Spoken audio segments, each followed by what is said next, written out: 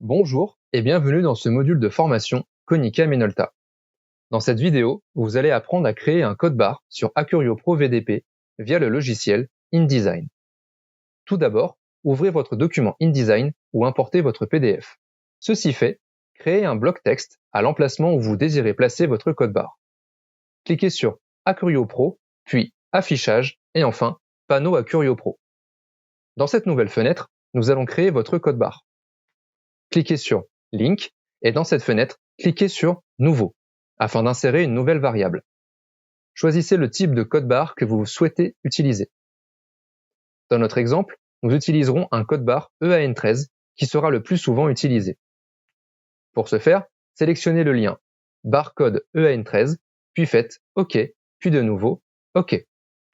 Cliquez sur le lien barcode EAN13 et glissez-le dans le bloc texte précédemment créé. La ligne barcode EAN13 apparaît alors dans le bloc texte. Sélectionnez le texte et utilisez la police UPC Height A qui vous est fournie avec le logiciel Acurio Pro VDP. Modifiez la taille, la couleur, la disposition et l'alignement du bloc avant l'exportation du fichier. Une fois votre code barre terminé, sélectionnez le bouton Merge afin de créer votre fichier PDF. Dans cette nouvelle fenêtre, vous pouvez visualiser le rendu de votre code barre avant l'exportation finale. Pour ce faire, dans le menu Action, choisissez Aperçu des données et faites Commencer. InDesign vous demandera de sélectionner votre fichier de données avec lequel vous constituerez votre code barre, puis faites Ouvrir.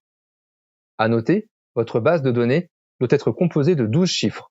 Acurio Pro VDP va se charger de créer automatiquement le 13e chiffre clé de votre code barre EAN13.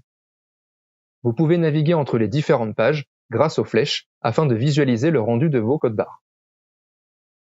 Une fois votre rendu visualisé, cliquez sur Terminer. Retournez dans l'onglet Merge et maintenant choisissez l'action Créer PDF VT et faites de nouveau Commencer. Sélectionnez votre fichier texte qui correspond à votre liste de 12 chiffres puis faites Ouvrir. Dans la fenêtre Pilote PDF, vérifiez que le format est bien en PDF VT puis cliquez sur Continuer.